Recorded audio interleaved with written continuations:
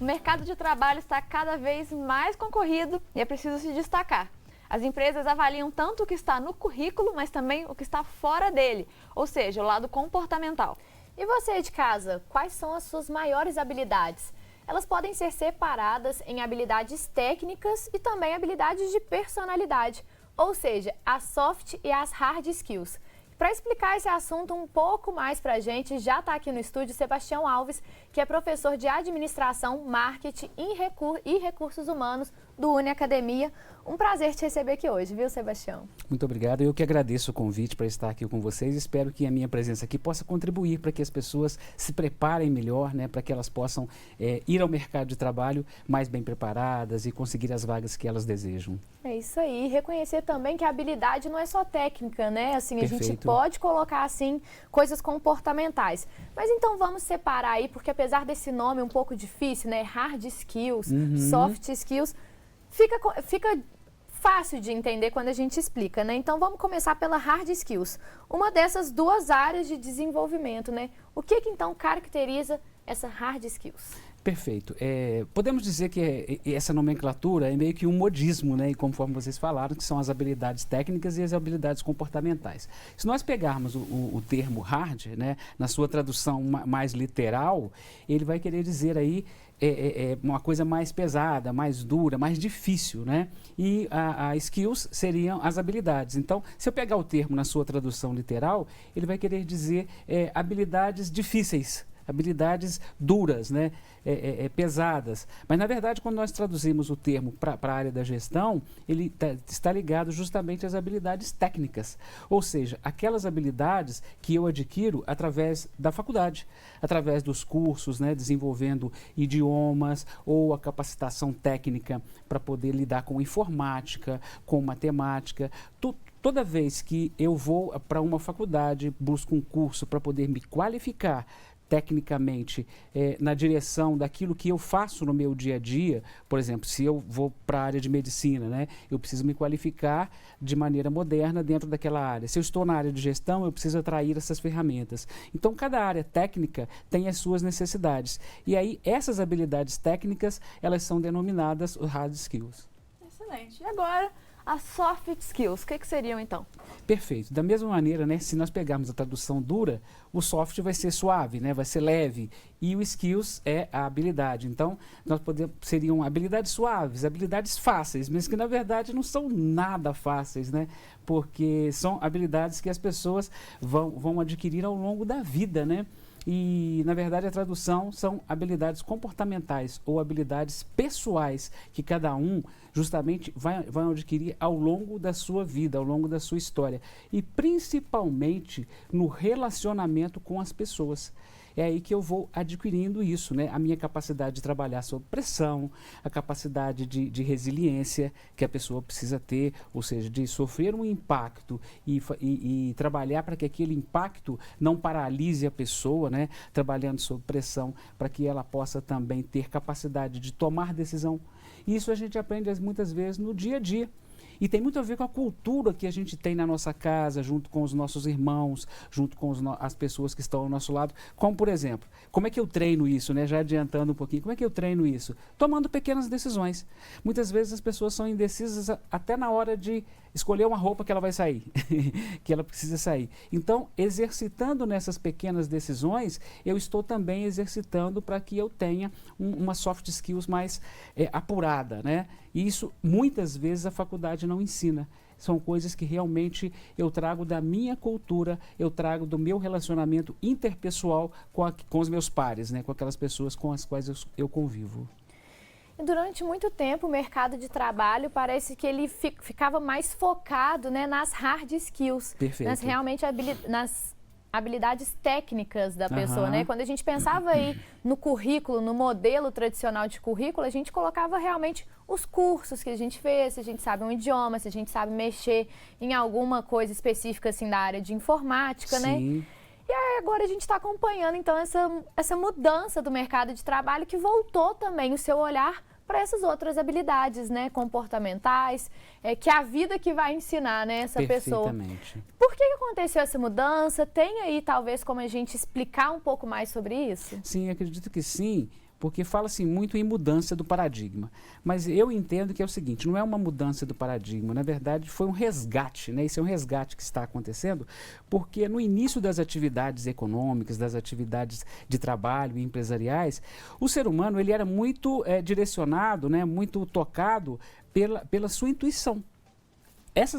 Esse princípio comportamental, ele está lá no início das atividades econômicas, das atividades trabalhistas. Você pega, por exemplo, existe hoje, né, uma comparação que os médicos não estão sabendo diagnosticar perfeitamente. Porque os médicos antigos, eles diagnosticavam olhando a pessoa, palpando, verificando, né, em loco ali como é que estava a pressão da pessoa, o olho. E os médicos atuais, não é nenhuma crítica, mas eles têm ferramentas tecnológicas que os ajudam a fazer isso. Então, a pessoa chega no hospital, por exemplo, e ela é direcionada, você vai fazer exame disso, aquilo. Recursos que os médicos antigos não tinham. Então, eles tinham muito essa questão da intuição. Os nossos avós, por exemplo, a gente deve lembrar disso, olhava para o céu e falava assim, amanhã vai chover. Nem é hoje, né? Ele falava assim, amanhã vai chover. Como é que ele sabe que ia chover? Porque ele treinava a sua intuição. Então, no princípio era assim, mas à medida que o tempo foi passando e as atividades econômicas e de trabalho foram se tornando mais competitivas, nós tivemos que agregar ferramentas tecnológicas e técnicas novas, mecanismos que nos ajudassem a fazer com que aquele resultado fosse mais certo.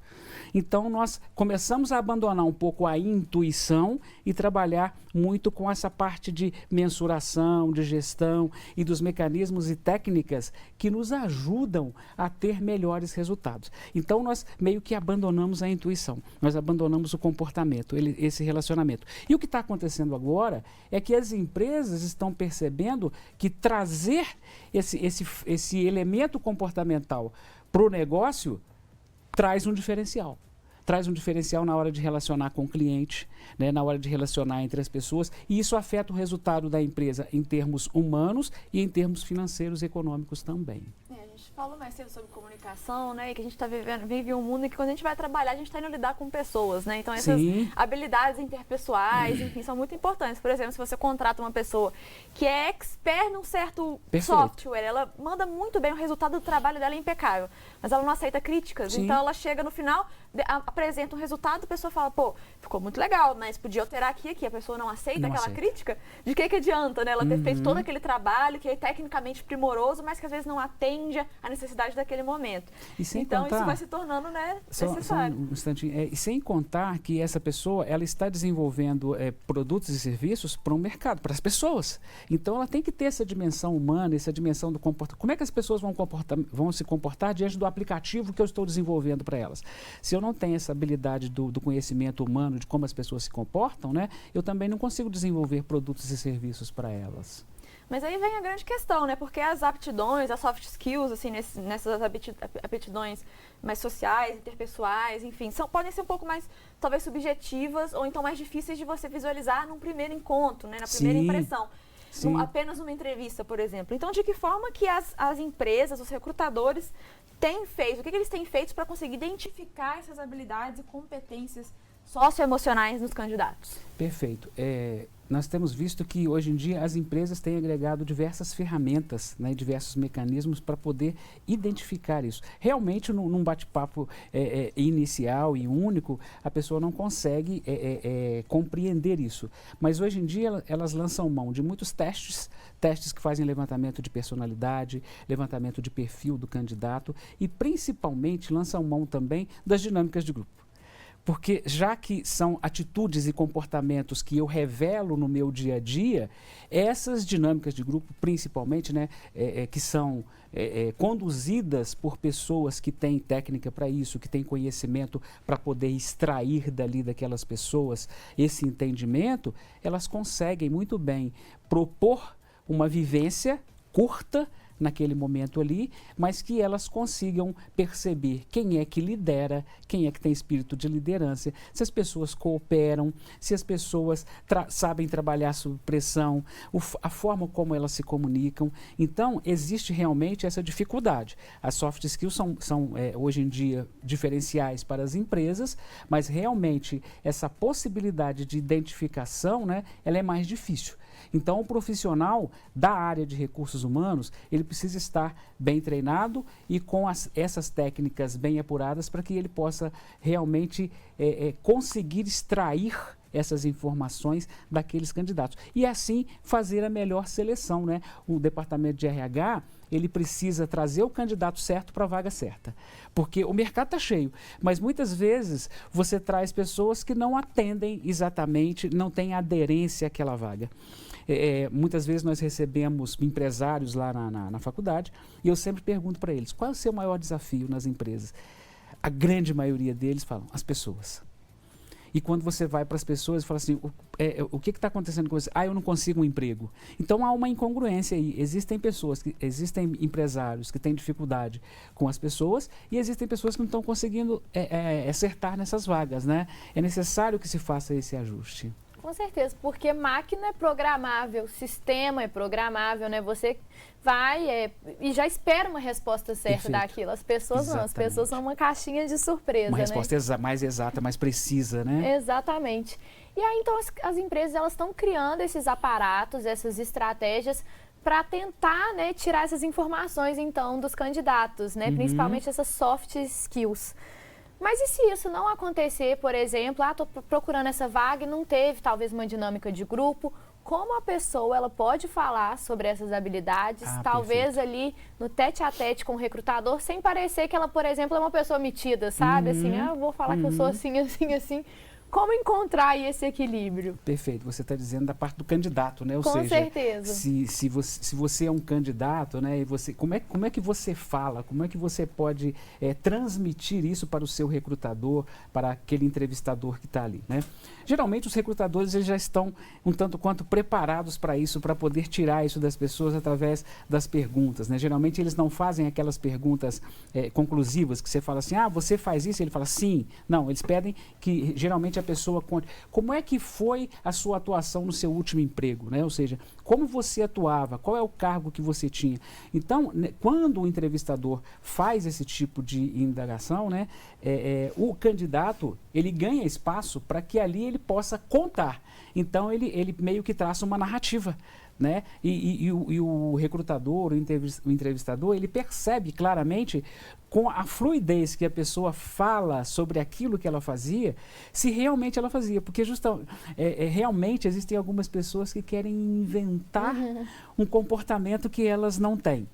Né? E se você fala assim, como é que você obteve o resultado nisso que você fez na sua empresa? Né? Ou seja, como é que você executava essa tarefa e a qual resultado ela levava para a empresa e para as pessoas que trabalhavam com você. Então, eles conseguem perceber dentro dessa fluidez, né, como é que a pessoa se comportava. Aí você extrai também esse comportamento. Então, é muito importante que você consiga realmente se colocar. O entrevistador, ele quer saber se você se conhece. Existem muitas vezes aquelas perguntas capciosas, né, que a pessoa fala assim, fale de um defeito seu, né? É muito comum disso, de surgir isso nas entrevistas, né? O que, na verdade, o entrevistador quer, ele não quer que a pessoa fale ali um defeito grave dela, né? Ele quer saber se essa pessoa realmente se avaliou e quanto ela se conhece.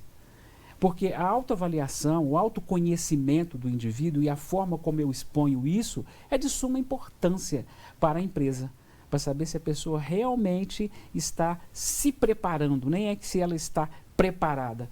E também se ela é uma pessoa que tem uma soft skills muito importante, que é a capacidade de se reinventar, é a capacidade de aprender. Né? Esse termo se reinventar é algo que nós tivemos um desafio muito grande nos últimos tempos, né? E determinadas empresas só não terminaram, só não quebraram por conta das pessoas que haviam nelas, não era por causa da tecnologia, das máquinas, por causa das pessoas que se reinventaram e que puderam reaprender coisas novas, né?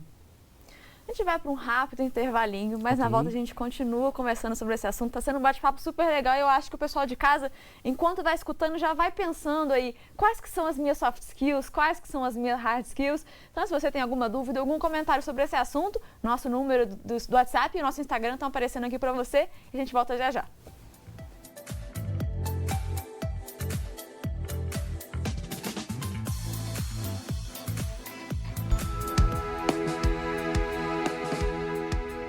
A Sopa dos Pobres oferece refeições e cestas básicas para a população carente de Juiz de Fora. Ajude com alimentos, dinheiro via Pix ou depósito em conta. Os dados para doação aparecem aí na sua tela.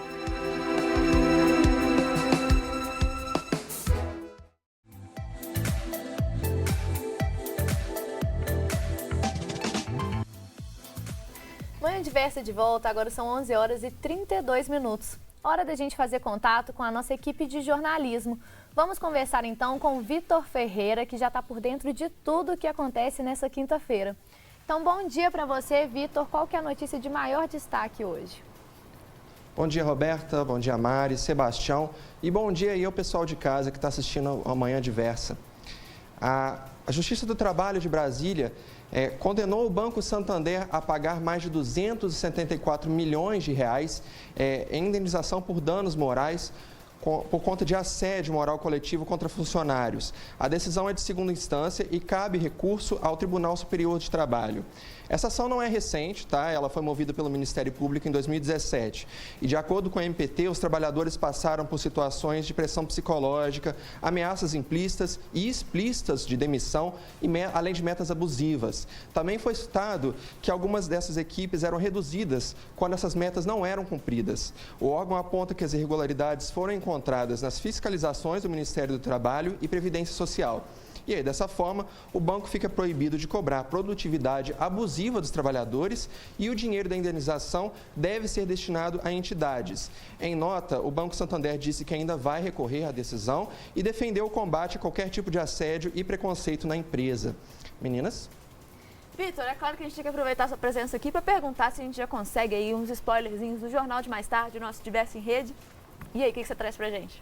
Sim, Mário. O Diverso em Rede de hoje vai falar sobre uma operação que foi feita pelas polícias civil e militar no conjunto de favelas do Alemão, no Rio de Janeiro, na manhã de hoje e que provocou a morte de um policial militar e 2 suspeitos. Também existem informações de um outro agente ferido. O objetivo da ação foi de combater roubos de cargas de veículos e mais de 400 policiais e equipes do BOP e da Coordenadoria de Recursos Especiais participaram dessa operação. Outro assunto, meninas, é sobre uma manifestação da Agência Nacional de Saúde Suplementar em relação ao rol taxativo de procedimentos de planos de saúde. Isso porque, em junho, o Superior Tribunal de Justiça decidiu que as operadoras não são obrigadas a cobrir os procedimentos que não estiverem previstos na lista da ANS. Mas diversos partidos políticos e entidades recorreram ao Supremo para derrubar essa decisão. Então aí, pessoal, vai ficar o meu convite de sempre, que é assistir ao Diversa em Rede, às 9 horas da noite, aqui na Diversa. Você consegue acompanhar a gente pela TV, no YouTube e também no nosso site, o diversa.tv, que traz programação ao vivo por 24 horas e também notícias exclusivas. Meninas? Muito obrigada pela sua participação, Vitor. E amanhã você volta, então, para a gente fechar a semana muito bem informado. E aqui no estúdio a gente volta a falar sobre as soft e hard skills com o professor de Administração, Marketing e Recursos Humanos da Uniacademia, o Sebastião Alves. Mais uma vez, seja muito bem-vindo à Manhã Diversa. Está sendo super enriquecedor aprender aí sobre esse assunto e aí identificando, tipo, olha, essa aqui é uma soft skill que eu tenho, vamos talvez aí, ver como é que a gente pode aplicar isso no nosso dia a dia, no ambiente de trabalho, enfim, Então, para a gente continuar, a gente já entendeu no primeiro bloco, qual que é a diferença, então, o que é uma soft skill, o que é a hard skill, quais são os objetivos aí de cada um. Mas é possível a gente pontuar que talvez uma é mais importante que a outra, como que é? O que acontece é o seguinte, eu percebo dessa maneira, de uma maneira geral, não há uma mais importante, porque, na verdade, nós precisamos das duas. Para o mercado de trabalho, ele valoriza, sim, tanto a habilidade técnica quanto a habilidade comportamental dos indivíduos. Eu entendo que é o seguinte, elas são complementares, tá? O que acontece é que nós estamos vivendo um momento de maior valorização das soft skills. E eu entendo que essa valorização das soft skills, ela se dá justamente porque quando eu desenvolvo essas soft skills, eu posso utilizá-la em qualquer área. Eu posso usá-la num hospital, eu posso usá-la na área de educação, numa igreja, em qualquer lugar eu posso utilizá-la. Já o meu conhecimento técnico, ele muitas vezes ele fica restrito a uma determinada área, né? E é para a gente entender também que essa complementação, existem setores aonde o conhecimento técnico, ele sobrepõe o conhecimento, habilidade comportamental, né? Exemplo, a área de informática, né? A área de TI. Geralmente, o conhecimento técnico vai se sobrepor ao conhecimento comportamental. Não que a gente possa não fazer uso do comportamental. Eu tenho alunos, por exemplo, que eles são da área de TI, mas eles precisam muito desse relacionamento comportamental para poder, né, habilidade comportamental, para conversar com as pessoas, com a sua equipe, obter aquilo que ele consegue de melhor da sua equipe. E o que é necessário, então, para a gente desenvolver essas habilidades? E eu acho que, assim, quando a gente fala da hard, é mais visível, né? Faz um curso específico, né? Sim. Tem como você capacitar aí tecnicamente através desses cursos, né? Mas e a soft? Como que a gente consegue aí, né, criar, desenvolver uma habilidade que talvez a gente reconheça que a gente não tem, mas que a gente tem vontade de ter? Perfeito. Nós entendemos que é o seguinte, né, por ser habilidades comportamentais, eu preciso realmente desenvolvê-la no meu dia a dia. E através de treinamentos também consegue se desenvolver, tá? Alguns especialistas indicam meditação para que a pessoa consiga... Que é o autocontrole, não é isso? Como é que eu desenvolvo a resiliência? Como é que eu desenvolvo a capacidade de trabalhar sob pressão? Quando eu, principalmente, me conheço, identifico o meu perfil, identifico as minhas características, né? Nós fazemos lá com os nossos alunos, lá no Uniacademia, nós ensinamos para eles a identificar qual é o seu perfil e dentro do seu perfil, o que não me agrada. Né, justamente o meu comportamento, assim, porque tem muitas pessoas que elas identificam, mas não gostam. Eu realmente sou dessa maneira, mas não gosto disso que eu sou. Então, o que eu tenho que fazer? Eu tenho que trabalhar para que eu possa ir modificando isso, e geralmente no dia a dia, não só na empresa, né, mas na minha casa, junto com os meus amigos, com aquelas pessoas que são meus pares, e que elas vão entender esse meu comportamento e que eu posso testá-lo, como, por exemplo, a assertividade. Né? É um desses comportamentos que nós podemos treinar no dia a dia, porque a assertividade é justamente essa capacidade equilibrada de falar, você nem ser agressivo e nem ser muito passivo ao falar. Então, você precisa conversar com as pessoas, não deixar de expor os seus sentimentos, não deixar de expor o seu desagrado, mas saber colocar de maneira que você não vai ofender a outra pessoa. E nas empresas, muitas vezes, aquela pessoa que desenvolve muito a parte técnica, nós costumamos falar isso, né? E que ela é promovida dentro da empresa, muitas vezes a empresa perde um excelente técnico, que ele trabalhava na área técnica, e você vai ganhar um péssimo gerente, por exemplo, um péssimo supervisor, porque a própria empresa não desenvolveu nele não ajudou essa pessoa a desenvolver a sua capacidade de comportamento, de se relacionar com as outras pessoas. Você falou aí um pouco sobre a comunicação assertiva, que foi o assunto do nosso primeiro bloco daqui da entrevista no começo do programa. O pessoal de casa que perdeu, nós conversamos sobre comunicação assertiva. Perfeito. E não violenta. Então, o pessoal que tá chegando agora, em breve vai estar também no nosso YouTube para você assistir, ficar por dentro desse assunto. Você também comentou sobre essa questão aí, né, da pessoa que talvez vai para uma área técnica, para uma mais, né, que exige mais interação pessoal. E a gente recebeu uma pergunta do Renan, de Varginha, lá no sul de Minas, que tem muita relação com isso. Ele perguntou Perfeito. O seguinte: é comum que pessoas que deixam uma profissão ou cargo que demandavam mais hard skills terem dificuldade de se enquadrarem em empregos com exigências mais voltadas a soft skills? Sim, é muito comum, né? Porque essas pessoas, geralmente, elas não... O estímulo que elas recebem no dia a dia, quando elas estão trabalhando na área técnica, ele é muito mais restrito ali a uma máquina, ou um cálculo, ou fórmulas e mecanismos para que ela possa conseguir resultados. E quando você é promovido, por exemplo, ou muda de emprego e você vai trabalhar numa área que depende mais dessa questão comportamental, você muitas vezes não está preparado para isso, e você sente, porque as pessoas são imprevisíveis. Né? A grande questão é que as pessoas não são precisas, não são máquinas, não são exatas. E eu preciso estar o tempo todo articulando para que as coisas possam acontecer. Não é um botão que eu aciono que a tarefa vai ficar pronta. Não, eu dependo muitas vezes que a pessoa entenda o que eu estou falando. É muito importante a gente trabalhar isso, que a pessoa queira fazer, ou seja, que ela esteja motivada e que ela goste também daquilo que ela está fazendo. Então, é a motivação e principalmente a comunicação. Será que eu estou comunicando direito com a pessoa? Então, quando você muda de área, você precisa fazer uma preparação. E as próprias empresas também precisam trabalhar isso. Eu vou mudar alguém, eu vou promover alguém, eu tenho que preparar essa pessoa. Senão eu corro o risco de perder um excelente colaborador e mexer no clima organizacional.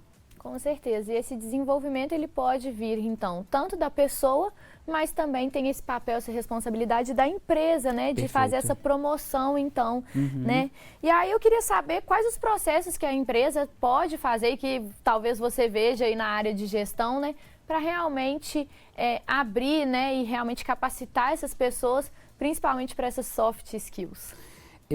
Nós percebemos o seguinte, as empresas hoje, principalmente as grandes empresas que têm recurso para isso, estão se preocupando com isso, né? Porque o departamento de RH, ele é um departamento que cuida das pessoas. E eu certa vez fiz essa comparação, né? Você tem, por exemplo, um departamento de manutenção na empresa, ele cuida dos equipamentos, dos prédios e etc. E o departamento de RH, ele cuida das pessoas, então ele precisa fazer isso, ele precisa se envolver, né, em trabalhar, em conseguir fazer com que a pessoa dê o seu melhor. E muitas empresas estão trabalhando hoje com a área de educação corporativa.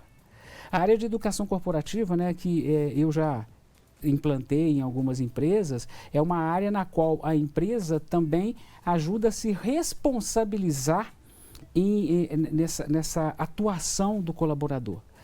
E a empresa precisa trabalhar principalmente os seus valores, ou seja, o que ela reconhece, o que ela recompensa desses colaboradores. Eu vou dar um exemplo muito claro para vocês, que você já deve ter passado por ele.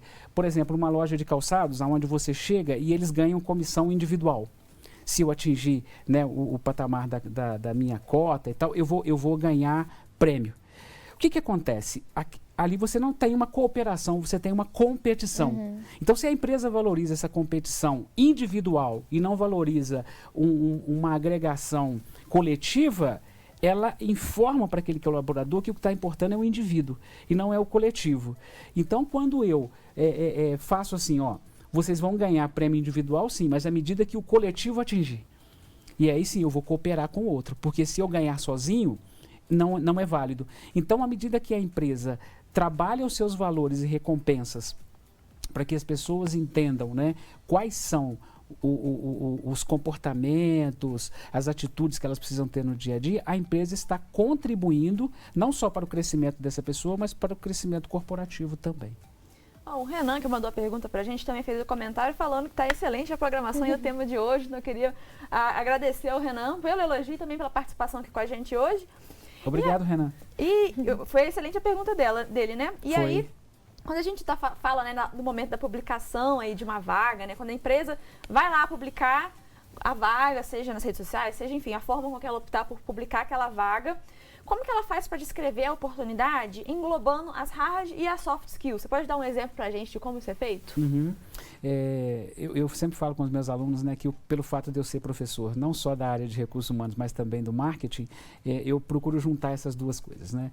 E a empresa, quando ela vai ao mercado buscar profissionais, ela também se vende. Porque se ela não se vender, ela atrai profissionais que não são do nível que ela gostaria. Né? Então ela precisa, à medida que ela publica a vaga, ela também precisa falar de si. Por quê? Eu entendo que os colaboradores precisam ter orgulho da empresa. E a gente percebe isso. Você vê às vezes pessoas que andam na rua com a camisa da empresa que eles trabalham. Quando isso acontece é porque a pessoa sente orgulho da empresa que ela trabalha, né? Então é porque a empresa se vendeu bem. E agora, você tem pessoas que muitas vezes não têm esse orgulho todo de andar com o uniforme daquela empresa, ou seja, não veste a camisa mesmo, né? E nem quer que as pessoas saibam que ele trabalha naquela empresa. Então, a empresa vai ao mercado, ela tem que primeiro se vender, né? Falar que ela é uma empresa de grande expectativa no mercado, que ela tem premiação disso, premiação daquilo. E a hora que ela vai divulgar essa vaga, ela tem que ser bem clara. Ela tem que ser bem objetiva, dizendo o seguinte: estamos atraindo pessoas que tenham desejo de crescimento, pessoas que sejam competitivas sim, mas que também cooperem, tenham espectro de liderança na empresa, né, que saibam também trabalhar sob pressão. Eu entendo que tem que ter uma clareza e uma objetividade da empresa no publicar essas características, principalmente as soft skills, porque as hard skills, ela consegue identificar e medir com mais facilidade, né, o indivíduo. E ele vai trazer, eu tenho diploma disso, eu tenho diploma daquilo. Realmente, você tem aqui, está atestado pela universidade e tal, e ela comprova. Agora, a pessoa que não tem essas características comportamentais, ela vai querer inventar. Né? Então eu vou ter que identificar isso. Então é por isso que a empresa precisa ser bem clara naquilo que ela deseja dos seus colaboradores. Com certeza, tanto para o sucesso da empresa quanto para o sucesso profissional da pessoa, eu acho que ter ali o aparato técnico é essencial, sim, mas também é essencial, né, a gente desenvolver então essas habilidades aí comportamentais, porque isso vai alterar, né, o ambiente organizacional, o resultado que a gente vai entregar. Então, Sebastião, gostaria de agradecer demais a sua participação aqui hoje. Realmente eu acho que foi muito esclarecedor para a gente conseguir valorizar também não só as coisas técnicas, mas também as nossas habilidades, né, de personalidade. Então, muito obrigada pela sua participação. Eu que agradeço, né, a oportunidade de estar aqui com vocês, né, só fazendo um lembrete, né, que as empresas hoje, dessa parte de soft skills, elas envolvem até o ponto da questão da ética e da questão da felicidade também, né. Eu quero pessoas que trabalhem na minha empresa, mas que também sejam felizes, porque ela vai melhorar o resultado? Não, ela vai ter um resultado mais engajado, e a gente trabalha muito com essa questão do engajamento, tá bom? Muito obrigado pela oportunidade e um bom dia a todos. A gente que agradece. E você aí de casa, não sai daí, hora do almoço tá chegando, então na volta do intervalo a gente vai conferir a finalização do hambúrguer artesanal com recheio de queijo que o chefe Arthur Veloso está preparando pra gente hoje. Não sai daí que a gente volta já já.